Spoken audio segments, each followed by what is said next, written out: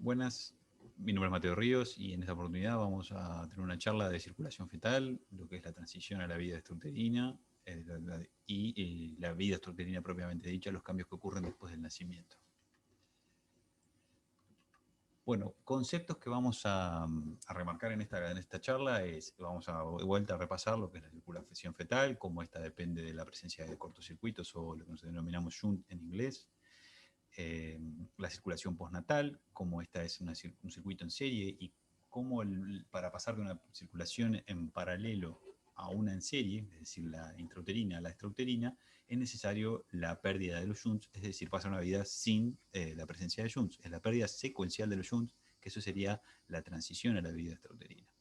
El crecimiento debe ser tenido en cuenta como un factor relevante en lo que es la vida postnatal, ya que es la principal demanda metabólica y por tanto del gasto cardíaco, y que la reserva fisiológica que presenta el organismo para hacer frente a dicha demanda es limitada, lo pongo entre paréntesis porque la realidad es que el organismo tiene una gran capacidad de adaptabilidad y puede hacer frente a grandes desafíos, pero esos desafíos son limitados y esto debe ser tenido en cuenta como un factor limitante y que después va a explicar las manifestaciones de algunas cardiopatías. Y como último vamos a valorar lo que es la maduración pulmonar y su rol que juega en el proceso de la adaptación a la vida extrauterina, y después vamos a ver cómo esto se relaciona con las cardiopatías. Repasando un poquito de la circulación fetal, ustedes se podrán acordar que en la vida intrauterina el principal órgano que tenemos, que es órgano exclusivo de la vida intrauterina, es la placenta. Esta placenta lo que cumple las funciones tanto de proveer de nutrientes como de oxígeno y desechar los gases como el dióxido de carbono y los tóxicos metabólicos para permitir el crecimiento y el adecuado crecimiento y desarrollo del bebé dentro del útero de la madre. Este órgano recibe sangre de las arterias umbilicales provenientes de la aorta descendente que se bifurca en las ilíacas, y dentro de estas, de las ilíacas internas, las ramas, ambas arterias que son las arterias umbilicales. Estas arterias se dirigen hacia la placenta con sangre pobre en oxígeno y con muchos desechos, y estos desechos son liberados en la placenta y se desprende también del dióxido de carbono y se toma el oxígeno. Es por eso que cambia el color. La vena, al contrario de lo que ocurre en la circulación, la vía extrauterina, la vena en este caso tiene un color rojo intenso porque es muy rica en oxígeno. Esta vena se dirige también a través de la vena umbilical, esta sangre se dirige hacia la cava inferior, predominantemente gracias a la existencia de este cortocircuito, que es uno de los que no hemos visto, pero es el ductus venoso, que lo que permite es bypasear el hígado y drenar en forma directa la sangre proveniente de la vena umbilical en la cava inferior. Esta sangre rica en oxígeno que queda en un sector de la cava inferior, luego va a impactar contra el foramen oval y va a pasar predominantemente a las cavidades izquierdas.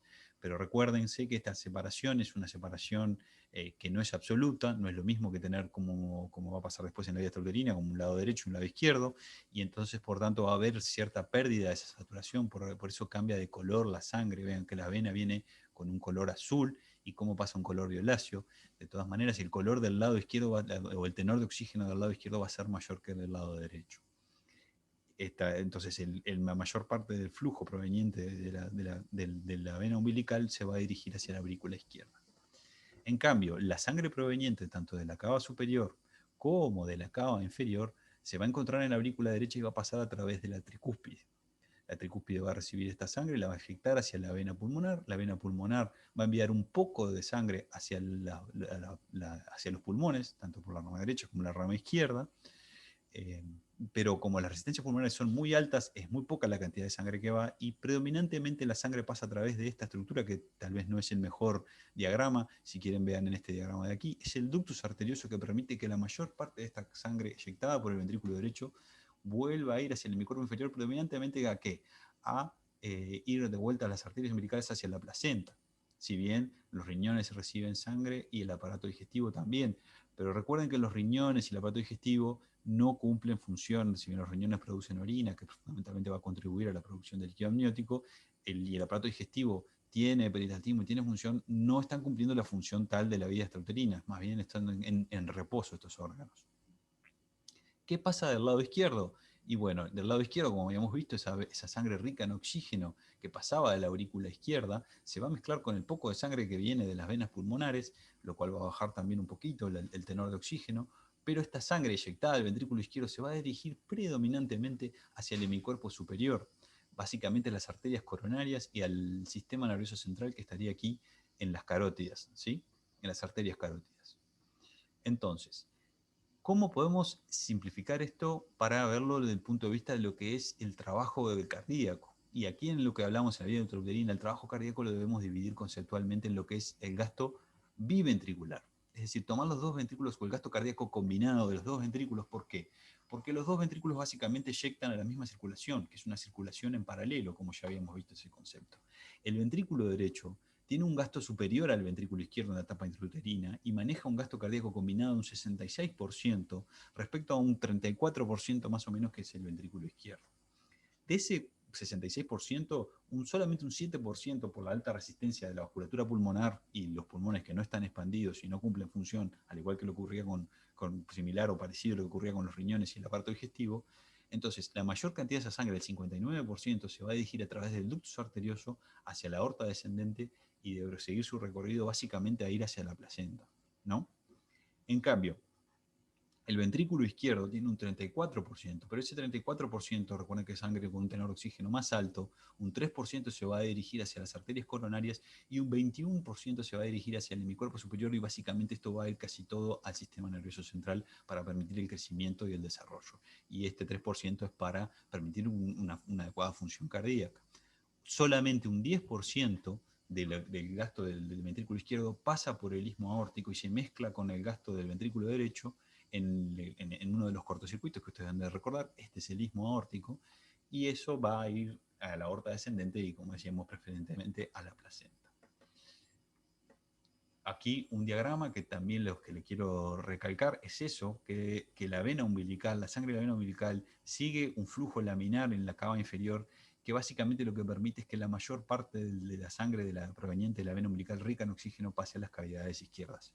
Pero, de vuelta, esto no es muy eficiente, existe cierta pérdida de la saturación y por tanto, como toda circulación en paralelo que ustedes deben recordar, la mezcla de sangre evita que haya una oxigenación máxima de la sangre que pasa por una y otra cavidad.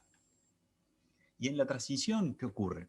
Lo que, como dice aquí, la transición es la pérdida de los shunts. Básicamente lo que se pierde en una primera instancia, ¿sí?, es la placenta. La placenta primero dejan de latir las arterias, deja de recibir flujo porque aumenta la resistencia de las arteriolas, de las arterias umbilicales, disminuyendo el flujo hacia la placenta, y eso lo que reduce es también el retorno venoso por la vena umbilical.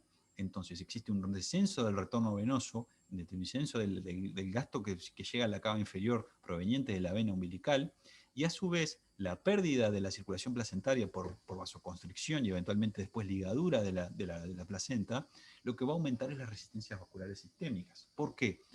Ustedes pensarán, pero si sacamos la placenta, las resistencias tendrían que bajar. La realidad es que si tenemos un circuito en la que hay, por ejemplo, póngale que tenemos un circuito con 5 resistencias y sacamos una resistencia y nos quedan 4, no va a disminuir la resistencia del circuito, sino que va a aumentar porque el flujo se debe dividir a través del pasaje de las otras resistencias. Entonces, esto va a aumentar la resistencia vascular sistémica. La pérdida de la placenta aumenta la resistencia vascular sistémica.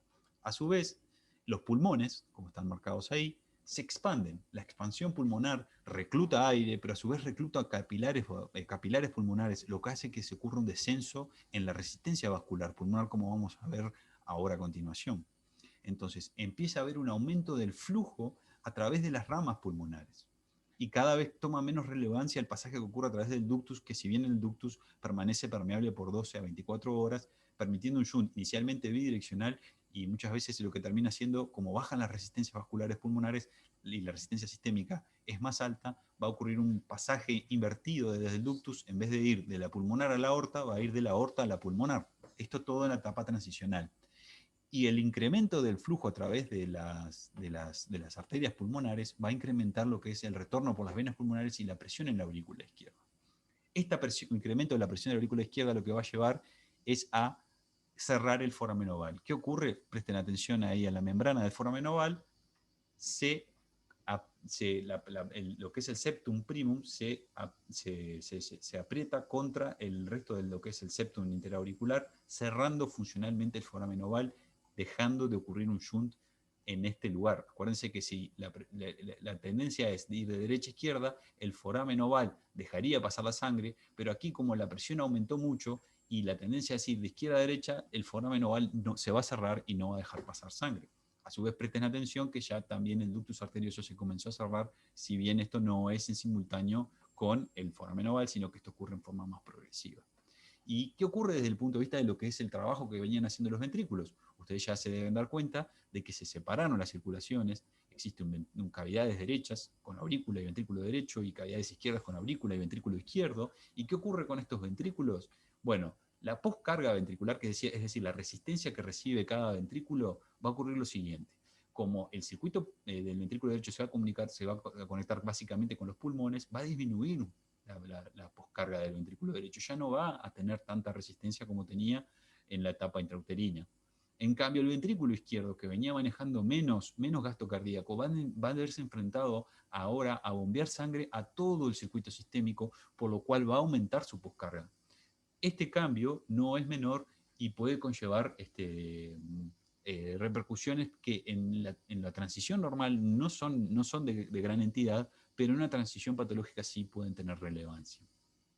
Estos otros esquemas, nada más lo que les quiero resaltar y presten atención al color de la sangre, vean cómo predominantemente la sangre que viene de la vena umbilical se dirige hacia las cavidades izquierdas, pero de todas maneras existe mezcla a nivel de la aurícula derecha, la cava inferior y la aurícula derecha, lo que hace que el tenor de oxígeno baje del que llega a las cavidades derechas y a su vez un poco de sangre, con saturación de un poco de sangre un poquito más saturada. Fíjense el color de lo que llega a la aurícula derecha y lo que llega al ventrículo derecho y es eyectado de la pulmonar.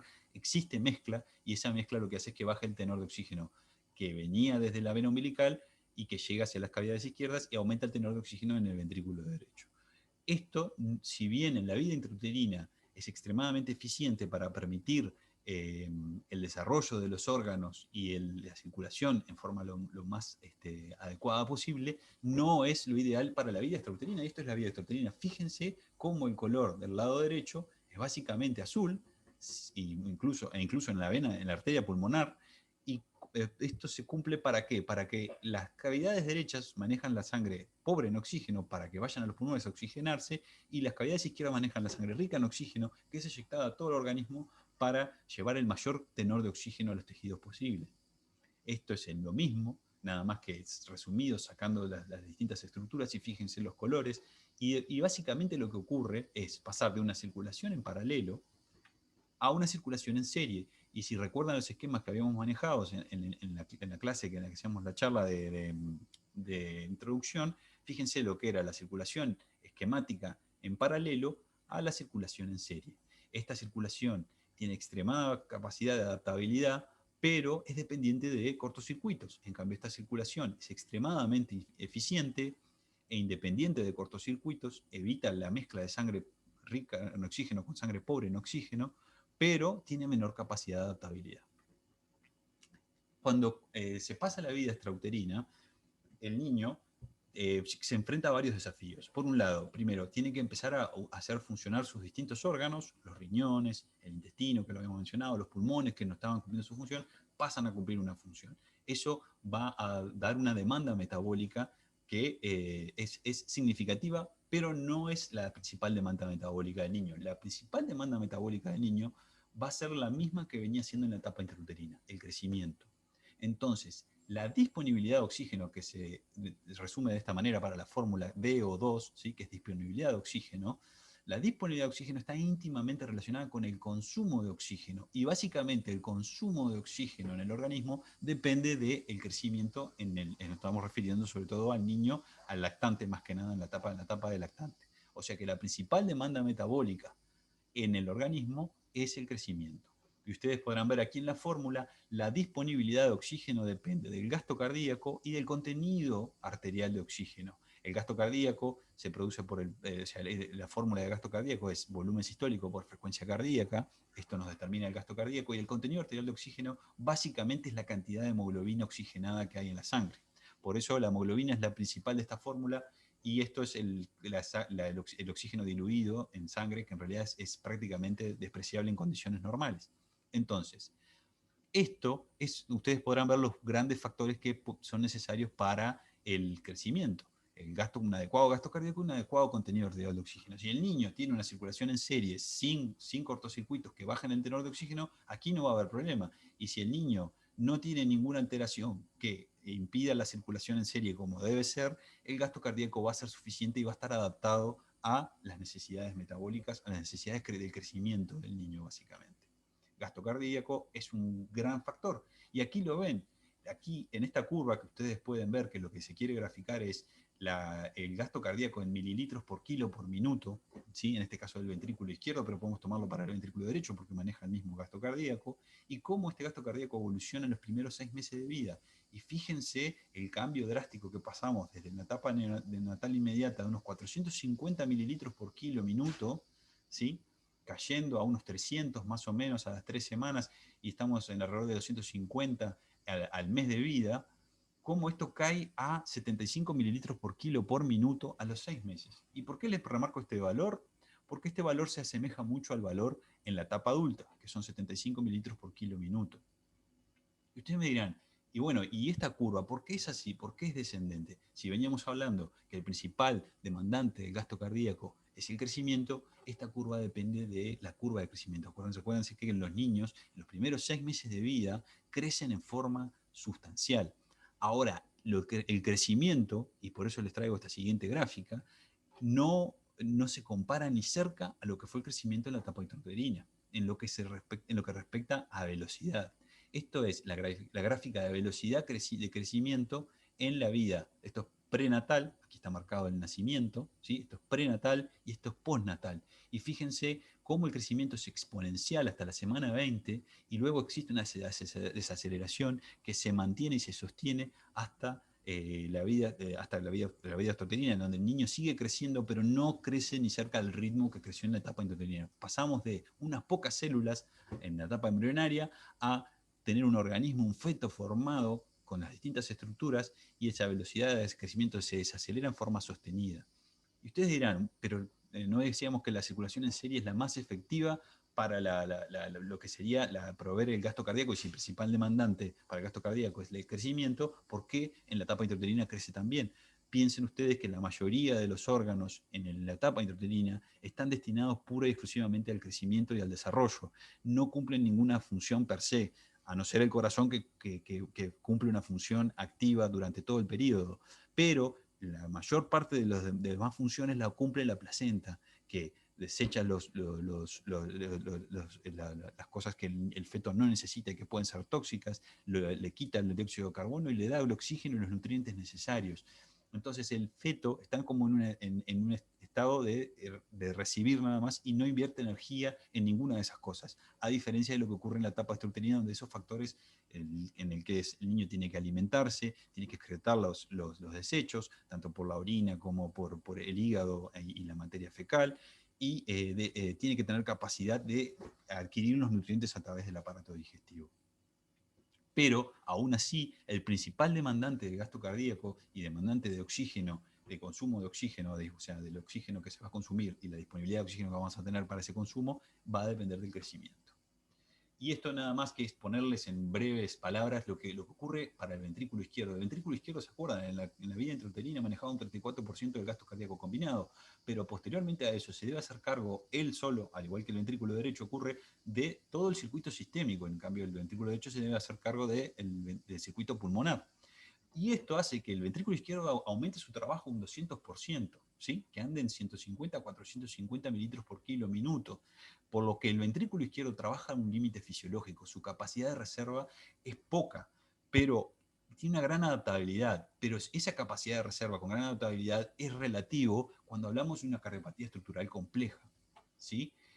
Y con las primeras semanas de vida, ese gasto va bajando hasta 150 mililitros a las 6 semanas por kilo minuto, y llega a los 70, 80 mililitros por kilo minuto después de las 6 semanas, y bien que en el adulto son 70 mililitros por kilo minuto. O sea, el niño tiene un gasto cardíaco superior, muy superior en lo que respecta por kilogramo, mililitros por kilogramo por minuto, al adulto. Obviamente que la sangre que circula al adulto es mucho más volumen porque el tamaño del adulto es mayor. Pero en lo que respecta a mililitros por kilo por minuto, el niño tiene un gasto extremadamente superior. Y a su vez, esta gráfica, lo único que les quiero mostrar, esto es lo que sería un esquema de un microscopio electrónico de la miofibrilla, ¿sí? En donde tenemos los distintos componentes de la miofibrilla y vemos que estas proteínas que forman parte de la miofibrilla no tienen sus componentes lo que serían los componentes adultos. Fíjense los distintos componentes que no vienen al caso, y yo no quiero que hagas nada más. El que tenga interés puede usar esta diapositiva después para leerlo, la bibliografía que considere necesario, pero fíjense que la maduración, lo que es las miofibrillas en la etapa adulta y lo que son también los canales y las corrientes iónicas y el calcio que necesita el niño para hacer la contractilidad eficiente en lo que sería lo más eficiente en la etapa adulta, el niño no lo adquiere hasta pasado la etapa neonatal.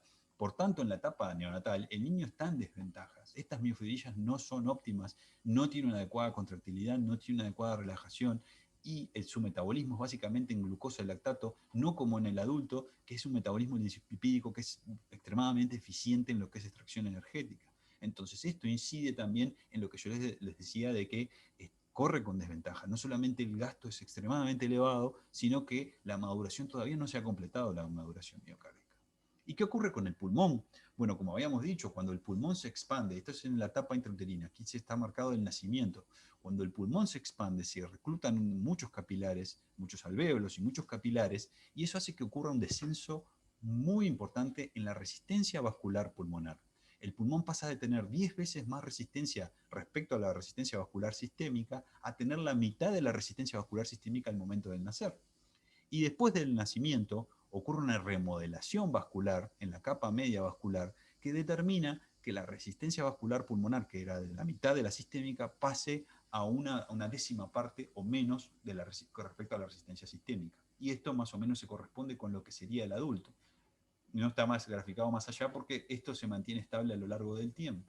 Entonces, ¿qué determina esto? Esto determina los cambios hemodinámicos que pueden ocurrir en el caso de que existan cortocircuitos. Esto es lo normal, esto es lo que ocurre normalmente en la adaptación del niño. Y después vamos a ver lo que ocurre con las cardiopatías. Y una cosa más, otro concepto más de lo que sería la maduración pulmonar, pero no la maduración pulmonar del recién nacido o del prematuro, que ese es el concepto básicamente que se maneja, sino lo que quiero decirles es la maduración pulmonar, el desarrollo pulmonar que ocurre en la etapa postnatal. Porque en la etapa postnatal, si bien el niño, supongamos que estamos enfrentándonos a un niño de término, tiene unidades alveolo-capilares desarrolladas, que son estos, ¿sí? Estos vienen los bronquiolos y se desarrollan los sáculos alveolares y los alvéolos, y estos son los capilares que nutren esos alvéolos. Fíjense, eso es la unidad alveolo-capilar con sus capilares para poder tomar oxígeno de esos alvéolos. Esto lo tiene el recién nacido, pero no lo tiene desarrollado al máximo, sino que bueno, esto primero que nada, mostrarles que en la vida intrauterina, cómo a través de una excrescencia de lo que sería el aparato digestivo primitivo, se desarrolla el aparato respiratorio, por eso comparten una vía en común que está en la faringe, y luego se desarrolla la tráquea, los bronquios, los bronquiolos, y así se va desarrollando la arborización pulmonar hasta llegar a desarrollar los alvéolos, como decíamos, las unidades alveolo-capilares. Pero luego del nacimiento, este cambio pulmonar continúa. El pulmón sigue adquiriendo cada vez más alvéolos, y esto hace que ocurra lo siguiente. Presten atención primero a esto. Esto es la capa media de la arteriola pulmonar, y fíjense cómo se afina en el niño, y esto ocurre rápidamente en lo que les decía, 6 a 8 semanas, esta modificación de este grosor de la resistencia vascular pulmonar se cambia a lo que sería la estructura del adulto, con una capa media bien finita que no produce resistencia. Pero a su vez, otra cosa que ocurre es un cambio en el número de alvéolos versus capilares. Estos son la cantidad de capilares versus un alvéolo. O sea, por un alvéolo hay 20 capilares. Y esto lo que hace es que la circulación primero no sea eficiente, y a su vez las unidades capilares no son las óptimas. A medida que va desarrollándose y madurando el pulmón, disminuye el ratio, es decir, la cantidad de capilares versus alvéolo, llegando a 6 a 1 en el adulto y estando en 12 a 1 más o menos a los 2 años. Esta maduración hace que el pulmón permita cada vez más que sea un circuito de poca resistencia y gran capacitancia, puede recibir una gran cantidad de flujo, pero esto ocurre en forma paulatina, lenta a lo largo de los años, y recién a los 2 años se cumple una etapa suficiente como para ser casi comparativa a la del adulto, ¿sí? Y en lo que se respecta también al desarrollo vascular. Y esto es importante porque esto va a incidir también en las cardiopatías, como vamos a ver en la siguiente clase. Entonces, a modo de conclusión, lo que queremos remarcar es que en la vida intrauterina es esencial para mantener la circulación en paralelo la presencia de cortocircuitos o shunts, y que en la vida extrauterina, para poder hacer el pasaje de la circulación en paralelo a la circulación en serie, debe haber una desaparición secuencial de esos shunts, en lo que nosotros llamamos la transición, ¿sí?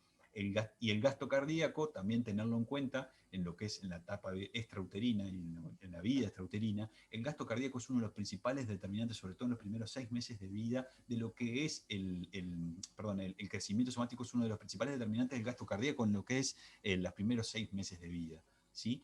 Y básicamente en toda la vida del niño, porque el niño está en crecimiento constante, pero principalmente significativo en esos primeros 6 meses, yo les diría hasta los primeros 2 años. Y en esos primeros 2 años también ocurre una maduración pulmonar que también incide en la capacidad del árbol pulmonar de recibir ese flujo de sangre, y vamos a ver cómo eso puede incidir en las cardiopatías que vamos a valorar, las que no serían cortocircuito dependientes, ¿sí? Porque las que no pueden hacer la transición, las que son dependientes de shunt, rápidamente se van a manifestar en la etapa neonatal. En cambio, las que no son dependientes de shunt van a estar relacionadas a estos dos factores que hacemos hincapié, el gasto cardíaco y la maduración pulmonar, en lo que va a ser la manifestación de manifestaciones clínicas.